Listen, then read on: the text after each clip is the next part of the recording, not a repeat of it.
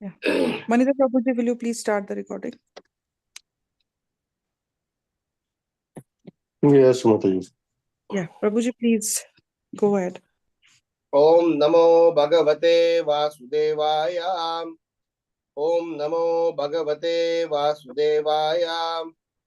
Om Namo Bhagavate Vasudevaya.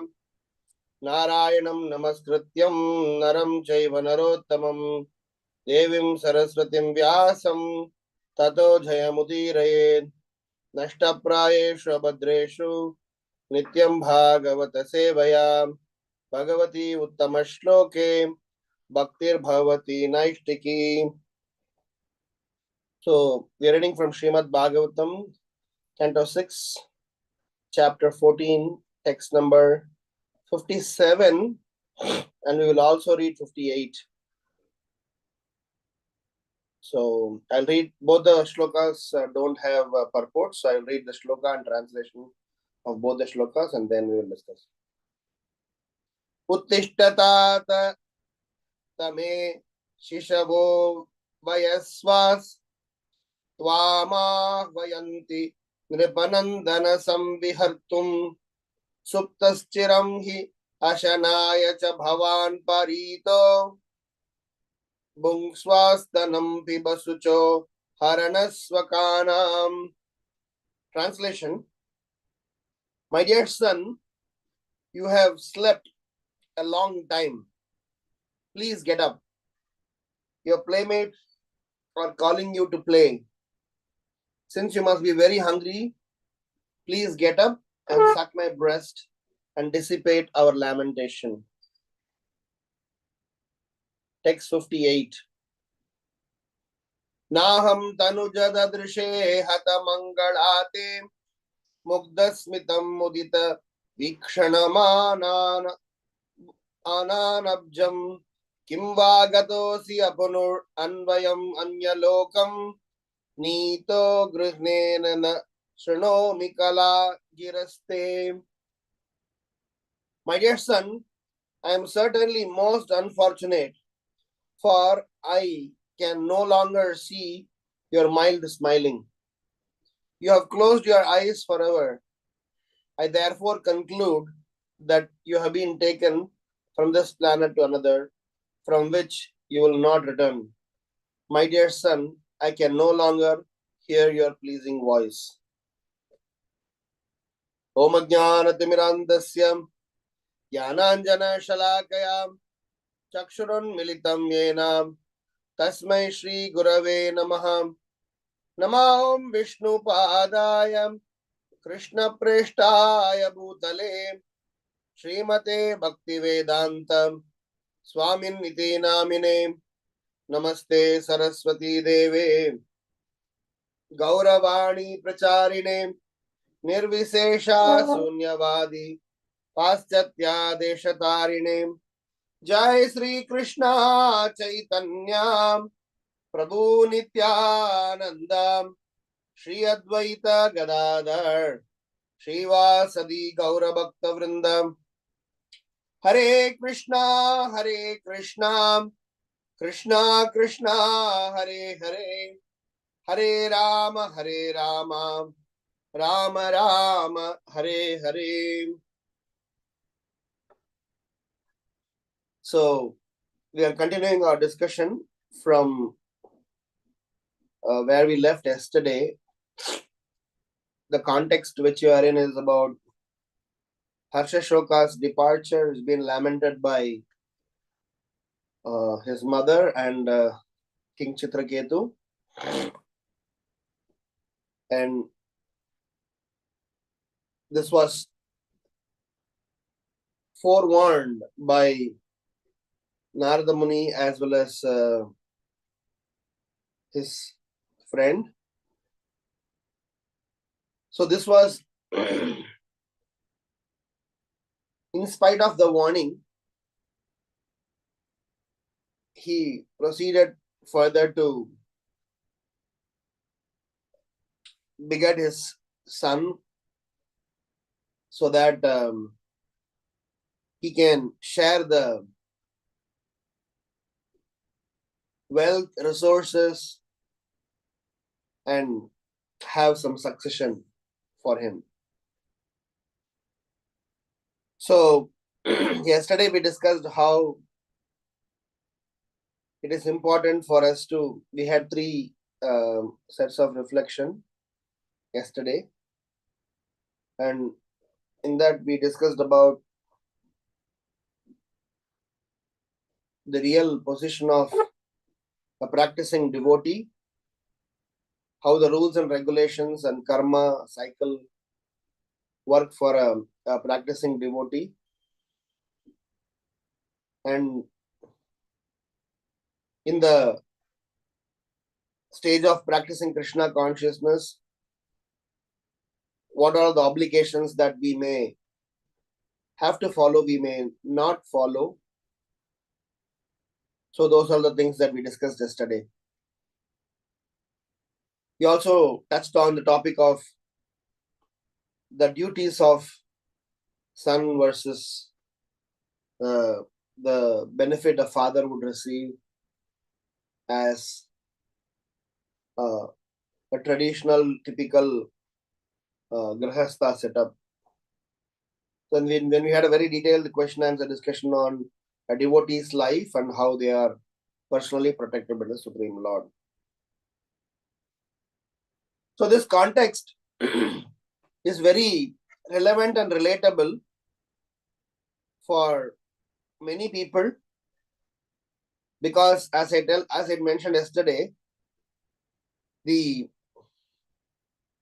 association within the family, the relationship within the family, the bonding within the family is so deep, so intense, that a person will not be able to easily come out of it.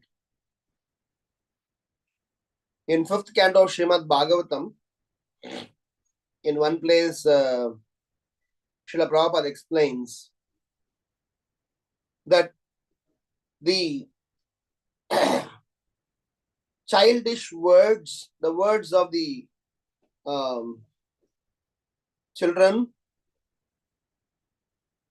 the words and sound of the attractive, beautiful wife and family members are so captivating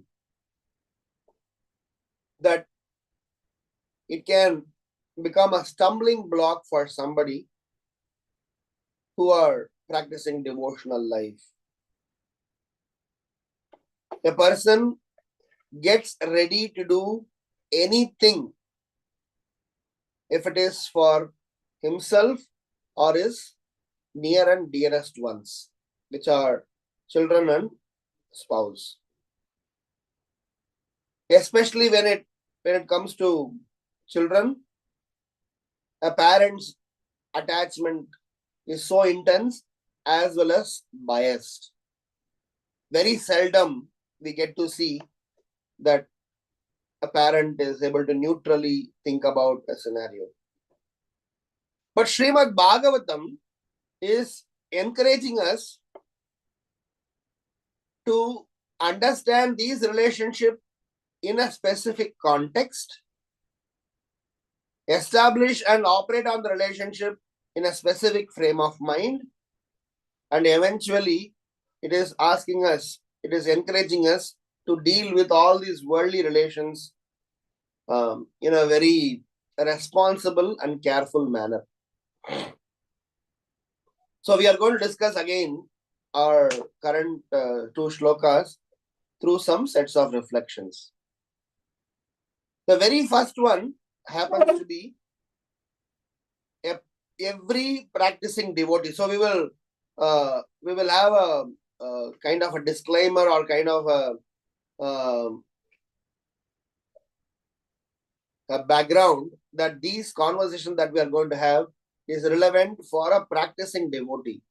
It may not be applicable for somebody who has not even accepted Krishna consciousness. Those who are new to Krishna consciousness, who may not have a affinity and dedication to Krishna consciousness, for them probably this may be a little overwhelming. So let us set the premises that the current scenario, especially the scenario after this, when Chitraketu is going to be directed by Narada Muni to perform some special sacrifice. In fact, Narada Muni is going to direct a process by which Chitraketu can come out of his lamentation and eventually get to see the Lord face to face. So coming back, the first reflection that we will be discussing is about a comparison and difference between conditional versus constitutional responsibilities. Many a times, as practicing devotees, we get confused or we get to balance between these conditional as well as constitutional responsibilities. Conditional responsibilities are them which are associated with our current body, current varna, this limited to this birth. And in the conditional responsibility, I may have to take care of certain obligation. Even though several obligations are forgiven or several obligations are relaxed for a practicing devotee, but these obligations as a basic responsibility for a person in this world, which we call as conditional responsibility, as a son, as a husband, as a wife, as a sibling, as a praja. So we are supposed to follow certain, set of duties and responsibilities. We cannot just say that I am just a Paramahamsa. I am just somebody who is beyond, over and beyond all of them. Of course, there are scenarios and extreme conditions, but we cannot directly put ourselves into those conditions. So we have some conditional responsibilities. As a part of conditional responsibilities, there is definitely a portion and a quotient of affection, affinity, attachment, and associated bonding, without which a person will not be able to function in his conditional state. I cannot be a husband with a complete sense of oblivious to what is happening in my house and in my relationship. I cannot be a son. I cannot be a father. I cannot be in a relationship without being emotionally involved. So, as a conditional arrangement, I have to be emotionally involved in my duties, towards my duties, and that is understandable. And to that extent, Bhagavatam appreciates and allows us to lament. Having said that, the reason Bhagavatam is teaching us about our constitutional duties and responsibilities to help us better perceive our conditional responsibilities, so that both are both can go hand in hand, and we are able to execute and lead a very principle-centric life. So in conditional responsibility, what I define as conditional responsibilities are those which are external duties only limited to my existence and survival and for my coexistence in the society. Prabhupada uses the example of a person having to maintain one's car for going to work. So, for example, maintenance of my body, maintenance of my family relationship, maintenance and looking after the duties that are associated with this. I may have to provide house. I may have to provide a financial support. I may have to take care of several aspects which are related to my dependents, for which I may have to do certain things. All of those things are understandable and they are to be done. So Srila Prabhupada writes in the 4th canto, 19th chapter, if I am right. Srila Prabhupada is explaining that the practicing sadhaka may have to balance between both the aspects, the conditional aspects as well as the constitutional aspect. But Srila Prabhupada is explaining in that place the proportion of which amount of the time and energy and investment one needs to give for the conditional versus constitutional, using an example of a person owning a car, maintaining a car which is required for executing his duties vis-a-vis the person's duties. So Srila Prabhupada is explaining how having a car, maintaining it very well, making sure it is not having flat tire, it is having proper insurance, it is in proper running condition, it is having all sorts of necessary safety features so that I can drive to my work or to my travel very safe and sound. Similarly, one may have to maintain one's body healthy, wealthy wise. One may have to maintain a relationship in a very decent, stable, stable way. And he may have to invest time and energy for that. Having said that, Prabhupada is saying, a person in a specific time, say in his tenure of working in an office, the amount of time he would put in to maintain his car vis-a-vis perform his actual duties, that proportion needs to be understood.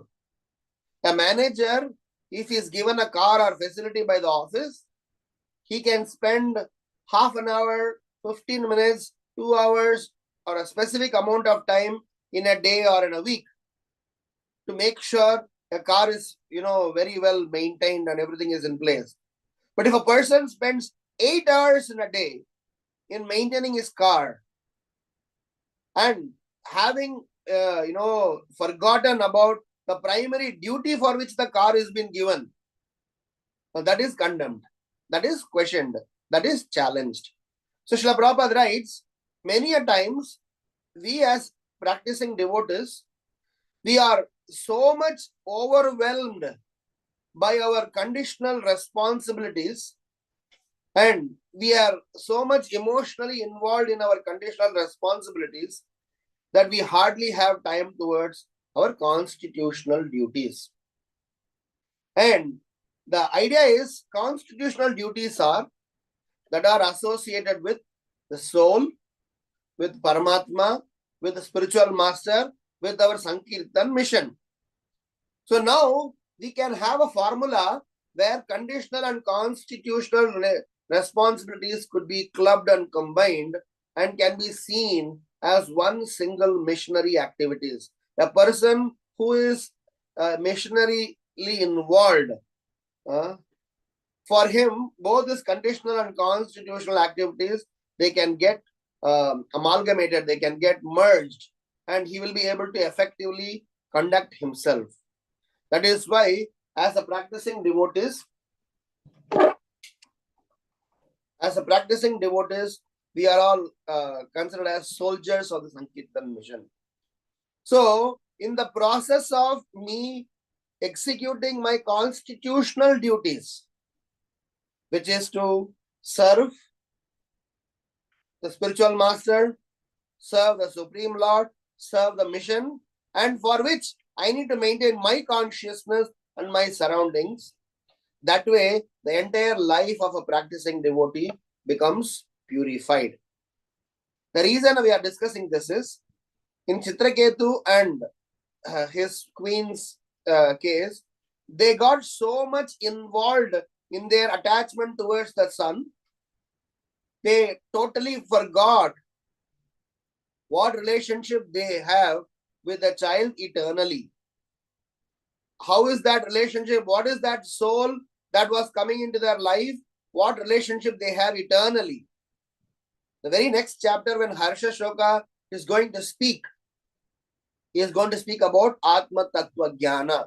He is going to speak about the entire science of Krishna consciousness and going to explain why both Chitraketu and the queen need not lament. He is going to explain the law of karma. He is going to explain the nature of this material world. He is going to explain reincarnation. He is going to explain several such things which are very much going to be relevant for all of us practicing devotees. And then Narada Muni is going to give a fantastic solution for Chitraketu to have darshan of the Lord. So my first reflection is about, in our practicing stage of Krishna consciousness, we definitely need to understand our conditional responsibilities as well as constitutional responsibilities and put them together under a basket of being a missionary. What is missionary here? Missionary means a person who is interested in joining an army, a soldier. Before even becoming a soldier, a person wants to become, desiring to become a soldier. So he prepares himself. He maintains his body, his educational qualification, his compliances with respect to all the necessary rules and regulations. Then he applies for the job. Then he goes through the procedure. Eventually, he is selected to be a soldier. From a normal Aam Admi to become a soldier, there are certain endeavors that person has to go through. And his becoming a soldier is never by a force, is always by his choice. He is choosing to become a soldier. Unless there are some, other conditions on which somebody is asked to become a soldier. But in general, a person is voluntarily signing up for becoming a soldier. And when he is becoming a soldier, what happens? He has to maintain his body, which otherwise he would have maintained his body in his material wise. Because for a soldier, he has to be fit and fine. He has to maintain his emotional quotient in such a manner, neither the mission is compromised, nor the relationships are compromised. Which means his relationship with his family is respected, but it is aligned with respect to his job. He is given that privilege in a year, 40 days, 50 days, 60 days. He is allowed to spend with his family. But when he is on the border front, if he is on some other position, he has to be aligning himself towards the mission. And in a year, they are given vacation, they are given perks, they are given benefits, they are given so many things. So that is the way by which life of a practicing devotee is aligned. That is why Bhaktivinoda Thakur is explaining, in a practicing devotee's life, a grahastha, even though he is in the ashrama, which is apparently having quote unquote benefits in terms of dealing with finances, in terms of sexual relationship, in terms of social interaction, so long as the grahastha understands the larger picture of Krishna consciousness and operate on the regulative principles of Krishna consciousness, a grahastha is also called as grahastha brahmachari. So my first point with respect to this current context is, we as practicing devotees need to understand the day we are taking up chanting of Hare Krishna Mahamantra, the day we are expecting us that new set of rules be applicable to us, and let us not be treated by a normal law. As Prabhupada writes yesterday in our purport, the last line Prabhupada writes is, the law of karma that is applicable to a normal person is not that is applicable to a person who is practicing devotee. In case of Chitraketu, he was lamenting that he will not have a son who will perform his Antim Samskar. And Prabhupada says that in case of a Vaishnava, the obligations and the necessary arrangements are completely in a different scenario. So when we are expecting that different scenario be applicable to us, our lifestyle, our priorities, our activities be aligned also like that. So my first reflection hence is, for us to eventually be able to deal with both our family emotions, devotion and devotional emotion, we need to switch our mindset from being a normal person to become a soldier. Normal person has a normal duties. He pay tax, he follow traffic rules, he follow basic norms of the state, and he is leading a peaceful life. So he has his own obligation there. But when he becomes a soldier, there are additional responsibilities, but there are additional privileges also. The life of a soldier has got more responsibilities, but you do have certain privileges. Especially in India, I'm not sure about in your country, but in India there are, if you are an army man, there are a lot of benefits in certain set of transactions, both in terms of education, in terms of employment, in terms of family welfare, in terms of healthcare, in terms of various things. You are looked after very well. So from that perspective, a person who is a practicing devotee, for him to club his conditional responsibility and constitutional responsibility and focus on unified directions, one singular direction, one singular focus, he has to switch the mode from a regular Aam Aadmi mode to a missionary mode. You can take your own sweet time, but the moment we expect some set of rules be relaxed to us, because what happens as practicing devotee is we expect rules to be relaxed, but principle to be also relaxed. That's not the case. If you're ready to be abiding by the principles of practicing serious Krishna consciousness, following in the footsteps of previous acharyas, then the relaxation can be, the rules can be different. I cannot be the same Aam Aadmi, but I want to have the rules of self-realized the soul. That is not possible.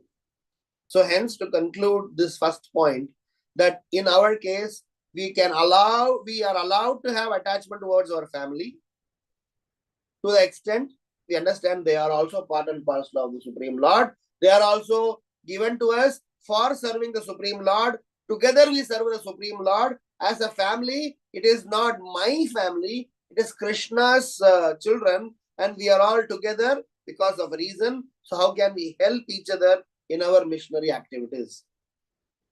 So previously also I would have been a father. Now also I am a father. Previously also I would have been a husband. Now also I am a husband. Before even Krishna consciousness, I would have been following some rules and regulations. Now I am following. But now the mindset is, instead of seeing all my family members are meant for me and my enjoyment, I see that they are all Krishna's, and I am supposed to serve them as Krishna's family, and I am serving with them for Krishna. So with this mindset, that is why Prabhupada says that all the disciples are his children. Prabhupada says that once in Los Angeles, he said that I may have few children, I may have biological children, I may have left back and come, but Krishna gave me so many of you children who are looking after me very well. So all the disciples are actually my sons and daughters. I have the same affinity, attachment, and devotional responsibility towards each of you. So Srila Prabhupada was referring how a spiritual relationship supersedes material relationship.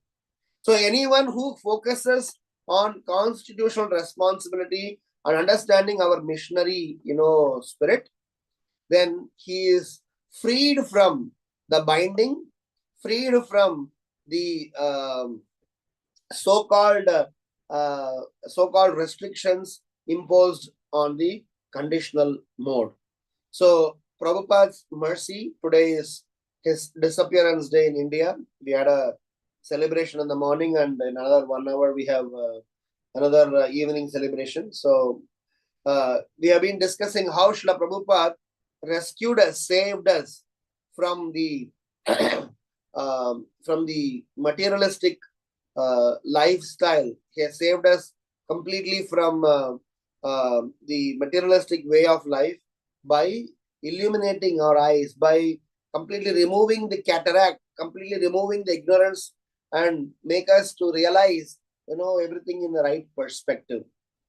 So hence, for us to be situated in proper consciousness, we need to switch gears from being an Aam Aadmi, regular person, to be a missionary, which is a practicing devotee, desiring to eventually please the Supreme Lord and lead the life for the pleasure of the Supreme Lord. And everybody, everything associated with you will be seen in that connection. your wife, your children, your family, your house, your resources, your money, your job, your beauty, your health, your wealth. That is why the example of, soldier is a very ideal example. The soldier also has personal life, but soldier is not only having personal life. The soldier is also having, a social as well as a national responsibility, which is much larger. And in the scheme of things, so it is larger responsibility is encompassing the smaller responsibility and is looked after very well. This is the first reflection. Second reflection, which is a little sensitive one, is about the gender aspect of it. Boy versus a girl, which is very tricky and sensitive, and I may be sharing my opinion, which will be biased and subjective, and I am definitely ready to be corrected. But at least I will present my reflection based on what Shastra has, developed. Because if you see all through the pages of Srimad Bhagavatam, Bhagavad Gita, Chaitanya Charitamrita, Srila Prabhupada has several places referred about men, women, boy, girl, and several references, have been given about what is allowed, what is not allowed. And 7th canto Srimad Bhagavatam talks about Varnashrama Dharma. At that time also, this conversation about responsibilities of a male and female and so many things are coming. The reason I am bringing this point to this context is, the lamentation is because the son is gone. The lamentation is because the son who would otherwise be the progeny, who would otherwise be the legal hire, who would otherwise perform the final rites, who would otherwise look after me, is gone. And typically, in a family ecosystem, that is how they look at it. The female as female child or the girl child is because she is given in she is married to another family. She carries all the love of the family, and she is expected to fulfill the duties of that family where she is got into, and the duties of the family is attached to the son. That is how a general description is. So we will talk about the gender aspect of it with respect to devotional context.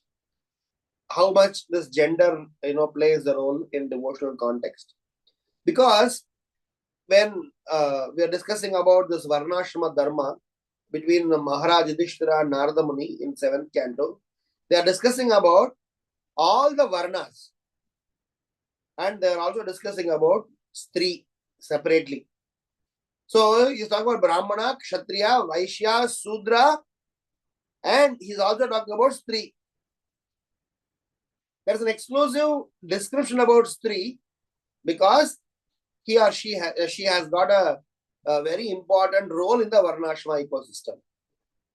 So typically, I would share my reflection, my understanding, which is which is to be understood from a Krishna consciousness practicing zone, probably from a normal worldly arrangement. This may be seen differently.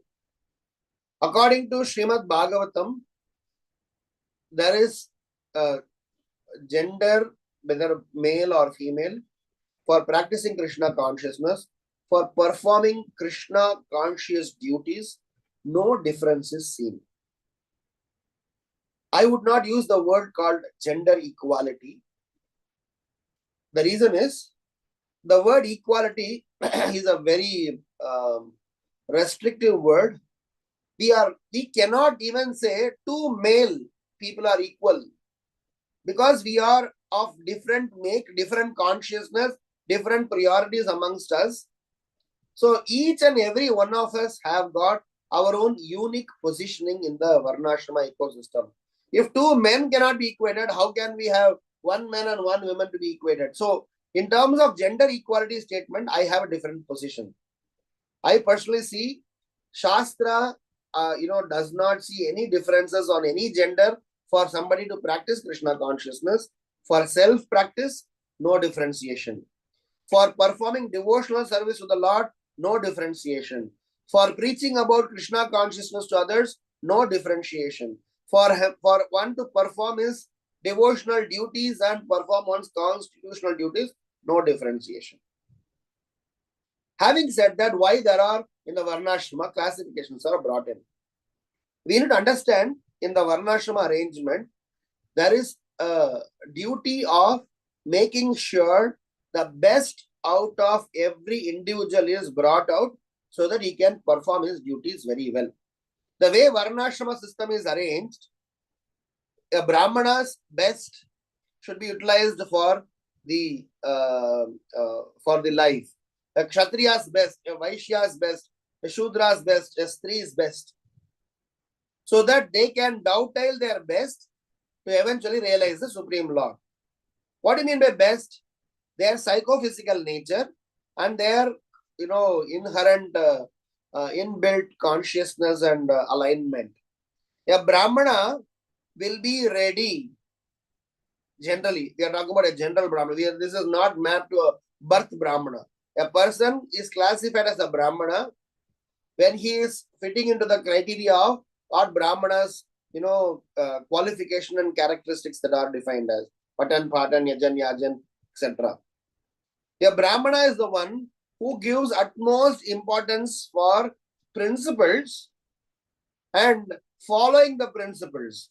For the sake of following the principles, he will be ready to invest all the necessary time. So for him, he values time and principle to lead a principle-centric life. So for accomplishing that, he may forego the position. He may even ready to compromise the money. He may even ready to compromise the sense gratificatory arrangement. This is what a Brahmana is. A Brahmana can perform effectively if he is given the freedom to perform his principled activities. He will be able to excel. And the purpose of Vedic lifestyle is every individual needs to excel and they need to be given that environment. A Brahmana is a person who will be able to perform when he is given time, when he is given freedom to apply the principles of his life. So which means for him to practice principles and lead a principle-centric life, he may even forego, he may even not be attached to power, money or sense gratification. A true Brahmana. A Kshatriya, because of the nature of him being attached to power, position, administration, he will do anything for getting those things. He will be ready to invest time. He would not mind wasting time if he is going to get his, power. He would not mind spending money if he wants to get his power. He would not mind foregoing his sense gratification if he wants to get his power, position, and authority. Because by design, by his psychophysical nature, a Kshatriya is the one who is interested, involved in administrative, and he is after power and position. A Vaishya is the one who is by design, by nature. He is after economy, he is after finance, he is after money, he is after wealth. So for him to earn money, he may want to compromise everything. He may want to compromise principles. He may want to waste time. He may want to forego the power. Somehow he is focused on money. His consciousness is always centered around money. And in the case of Shudra, he is about sense gratification. So how the alignment of Varnashrama is? A Brahmana is supposed to give principled direction to a Kshatriya. A Kshatriya does not, worry about what principle to apply. He will follow what is the directive given by a Brahmana. He will put that in practice. A Brahmana's duty is not to put those things in practice. It is the Kshatriya's duty to form all the necessary legislation and try to implement the practices. And a Vaishya facilitates the economic development, and a Shudra is supposed to support. And where does Stri comes in the picture? Stri, being a very important member in the ecosystem, Varnashrama ecosystem, she happens to be a very powerful backbone in all these functions for enablement as well as being an effective support.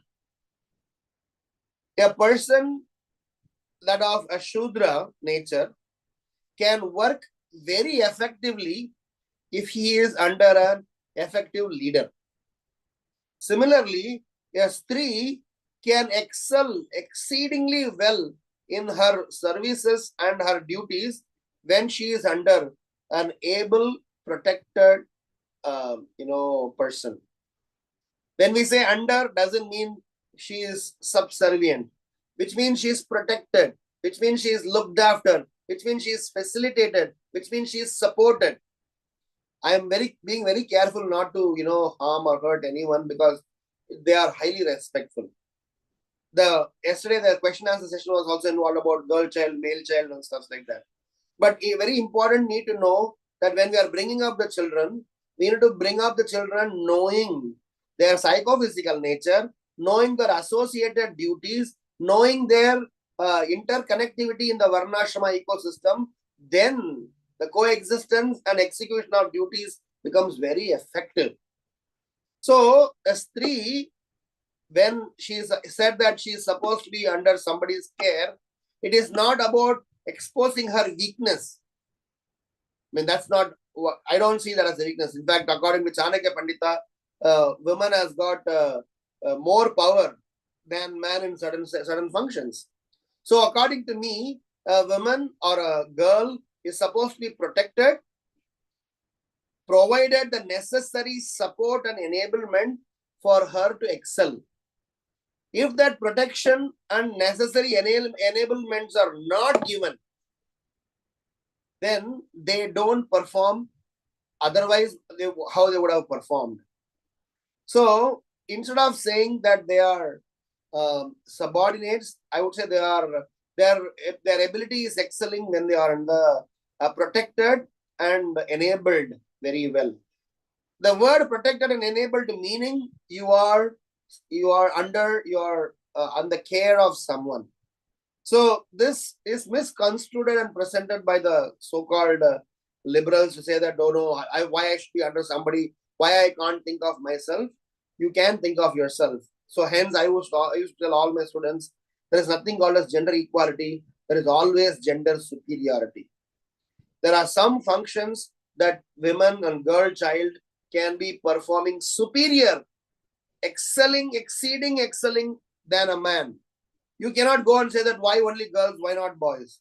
Same, some functions which boys or male could exceedingly perform well. And there are functions which both the parties can do well. This is the simple explanation and understanding about how in a Varnashrama things work. So, because a Varnashrama system is supposed to make sure every member of the Varna every member of the society is very properly situated to perform better.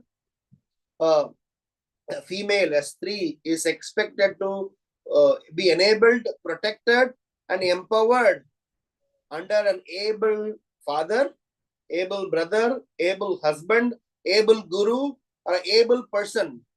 Then only she will be able to perform very effectively. Otherwise, she may perform, but not in a manner that the Shastra is expecting.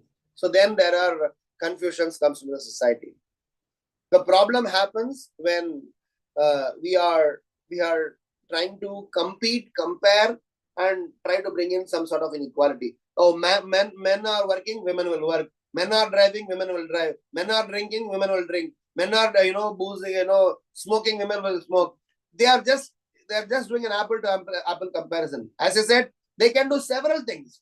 There's no harm in them driving, working, and doing things. But don't expect that the mapping is just apple to apple mapping. They have different sets of consciousness, different naivety, different sets of psychophysical nature meant for certain specific functions of the society. To bring up a child, to look after a child, to provide the necessary love and care towards a child. The motherly love is different from a fatherly love. A motherly care is different from a fatherly care. A motherly attachment is different from a fatherly attachment, and both are required. You cannot expect a motherly love from a father. You cannot expect a fatherly love from a mother, even though there are several people who are trying to prove a point. But that's not how Shastra is designed. When we have such a healthy ecosystem, then what happens is that we will be able to lead the society in a much coordinated and a very happy manner. The reason I brought this point here is that in this scenario, Harsha Shoka's death has been lamented for. But Srila Prabhupada uses the word Vaishnavas and Vaishnavis. So in case of Vaishnava and Vaishnavi, they are treated in front of the Lord for devotional service at par. But when it comes to those Vaishnavis performing conditional duties, Vaishnavis performing constitutional duties is very well, appreciated, accepted at par with men. But when a Vaishnavi performing conditional duties, please understand the previous example of missionary. When a Vaishnavi is performing her own conditional duties, there are some boundaries, there are some restrictions, there are some facilitations to be given to them so that they can perform very well. But eventually, if you go and challenge them, okay, try and do it, things may happen, but that's not what, that's not how and what the society is supposed to be, aligned. So hence my second reflection is that in our Krishna consciousness ecosystem, we as practicing devotees should learn to bring up a Vaishnava as well as a Vaishnavi in a Krishna consciousness perspective in terms of knowledge, education, practices, devotional routines, same.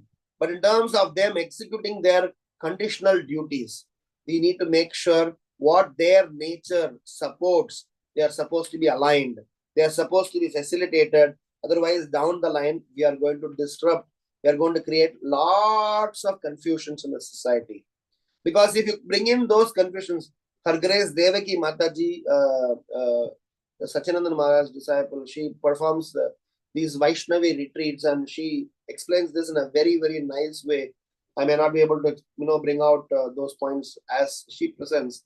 She presents that there are duties of a woman. The way she needs to conduct herself, the way she needs to dress, the way she needs to talk, the way she needs to behave.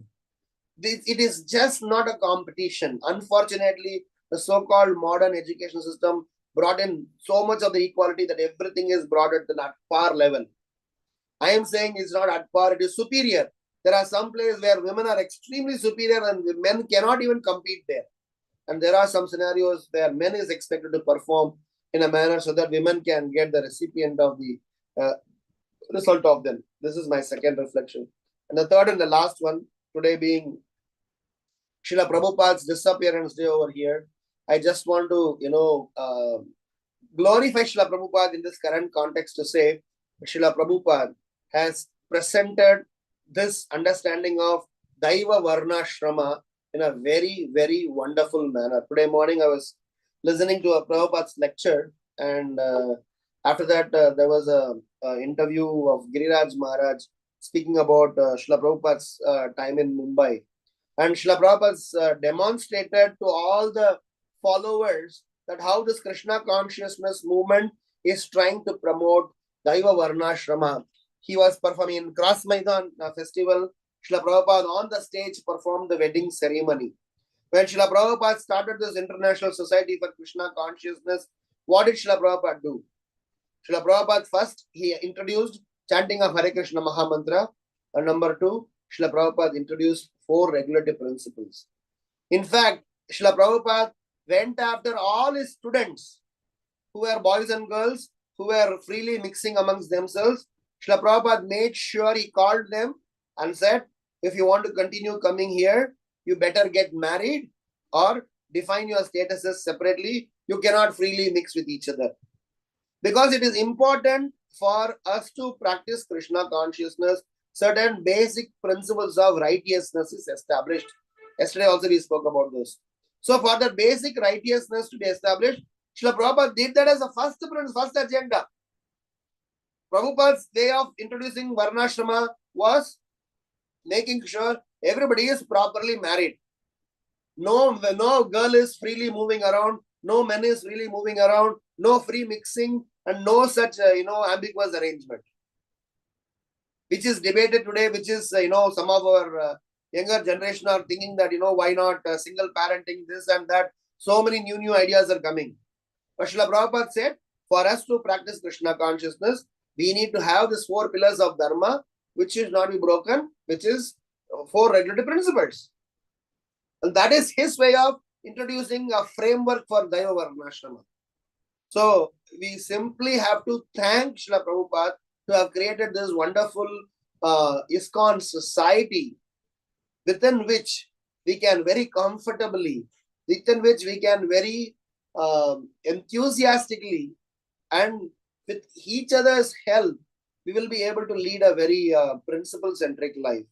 The outside society may have their own, whims and fancies, but within our Krishna consciousness movement. So my third reflection is to glorify Srila Prabhupada, who has given us the house in which we all identify each other as a family members and try to respect the principles that Prabhupada has given and try to abide by them without being intimidated, without being, showing somebody down as, oh, you are a female gender, I am a male gender, you are low, you are high. That's not how Prabhupada conducted the movement.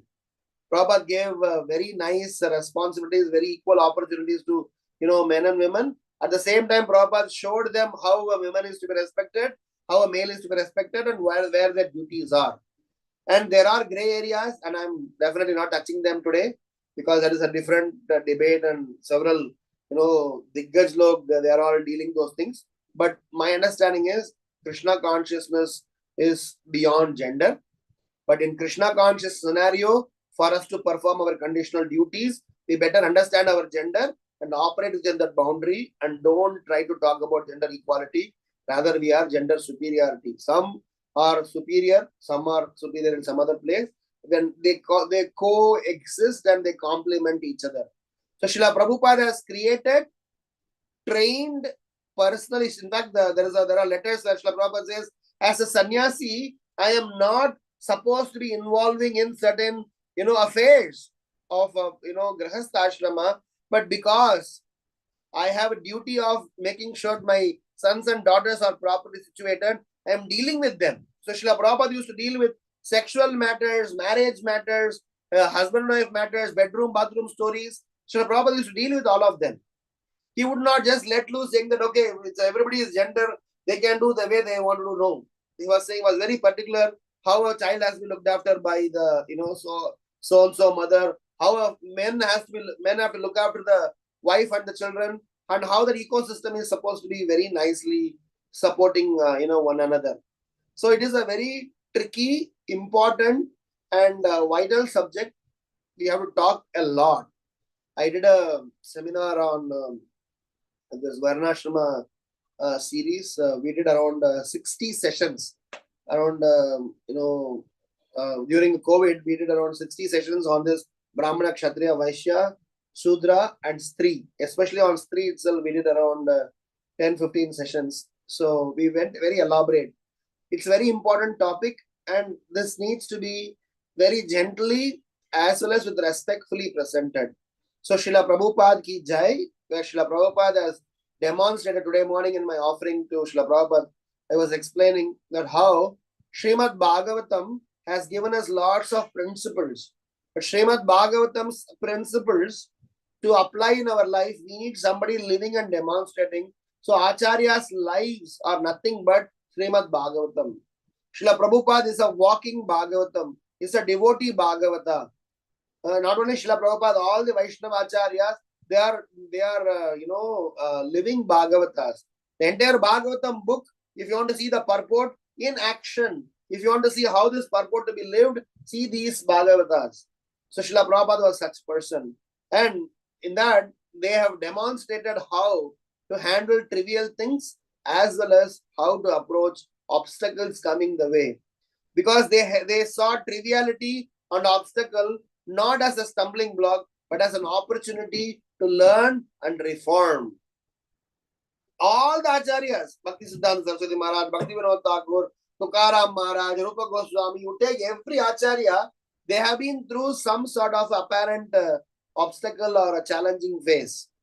And each of them have used these challenges, obstacles that coming their way into their favor for practicing better Krishna consciousness, for learning some better lessons, for demonstrating some important principles. So in our Krishna consciousness, these obstacles that King Chitraketu is facing is going to be, King Chitraketu is facing is going to be, taught, is going to be explained very well in a manner that how one handles this obstacle into their favor and learn some lessons. So Srila Prabhupada ki jai for whatever he has done, for him being a important role model for all of us, and his words and his purports are our guiding principles. So thank you so much, and if there are any questions, comments, reflections, I would be happy to respond. This context of King Chitraketu's lamentation is a very relevant one. We may have to, dive deeper to understand the emotions associated with that and how in Krishna consciousness context we should be able to apply them. Srila Prabhupada ki jai, Grantaraj Srimad Bhagavatam ki jai, Hitai Gaurav Premanande, Hari Hari Bol. Any questions or comments or reflections? I'll be happy to respond. Hare Krishna, Prabhuji. Thank you so much for this nectarian class. Like yesterday, more than nice yesterday, today, because we had a Prabhupada discussion today also. So, and I'm very, very thankful because of 11th hour. I just messaged you and you accepted the request. So thank you so much, Prabhuji, for your time and being always with us. Devotees who have a question, please go ahead. Hare Krishna.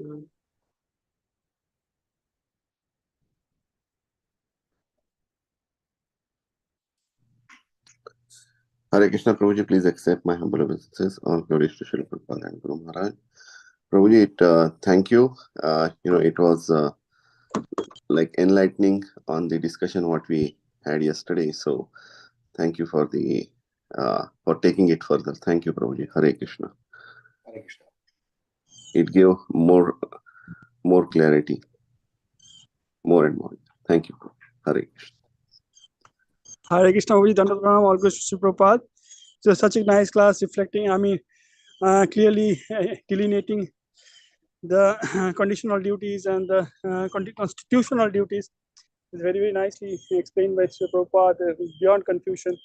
Yeah, and so it is very important that as long as we are in the body, we have to perform our conditional duties also when the requirement comes. Of course, there is a conflict between constitutional duties and conditional duties and constitutional duties. Constitutional duties takes precedence, but as long as there is no conflict, conditional duties are very much important. Like somebody saying we'll do Krishna conscious activity full time, but not having children, then that constitutional duty is not fulfilled of a marriage. So like that, there's a lot of some distortions that have come after Prabhupada left, and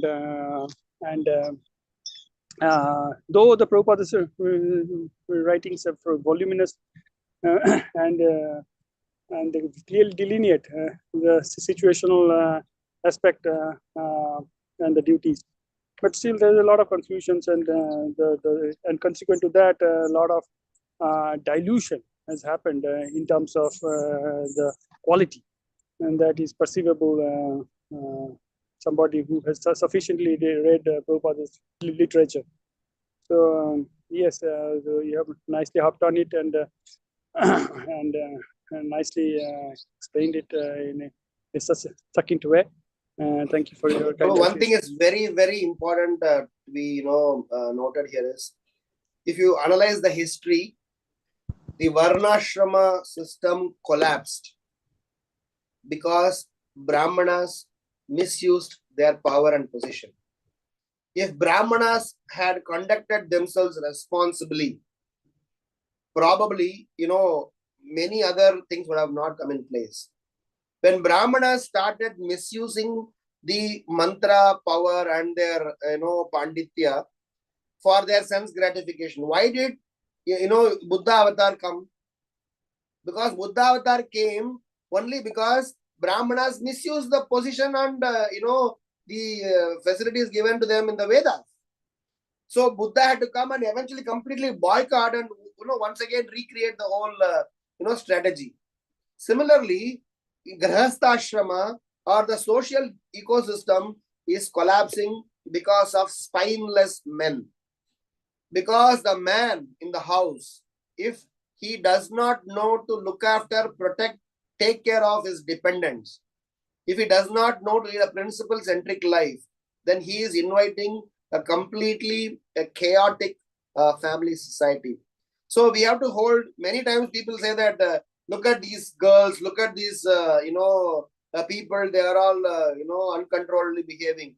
I would say that before even going to them, go to their, the men associated with them, because if they give necessary shelter, protection, care, love, empowerment, support, resources, I am sure nobody wants to, behave in a reckless manner. So if at all you want to revive back, you want to establish Daiva Varnashrama, if you want to establish righteousness in society, two people have to be, focused. One is to create good Brahmanas. That is why if you see Srila Prabhupada's different places, he says this Krishna consciousness society is to create Brahmanas. So we need first class men, because the first class men, thinking first class, behaving first class, operating on his principle first class, guiding the society first class is needed. Second is the men need to protect the women in their lives. Protect is a very important word. Protect doesn't mean snub or put them down. Protect means give necessary love, care, empowerment, support for them to excel in their function. I am sure lot more sanity will be achieved in the society, because the men are spineless. I'm sorry to say, typically they are so weak in their senses that they let loose their character, and in the as a result of it, all the other things also fall apart. So as a preaching movement, we have a huge responsibility to make sure that this science of Krishna consciousness is very well imparted to both boys as well as girls. And the boys need to be taught how to learn, how to give respect, how to protect, how to take care of his dependent, not that how to create a headless society. So that way we will be able to bring in a lot more peace in the society. Hare Krishna.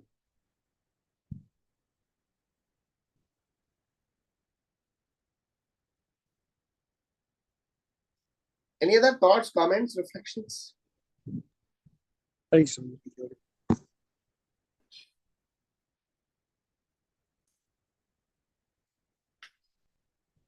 Okay, so thank you so much.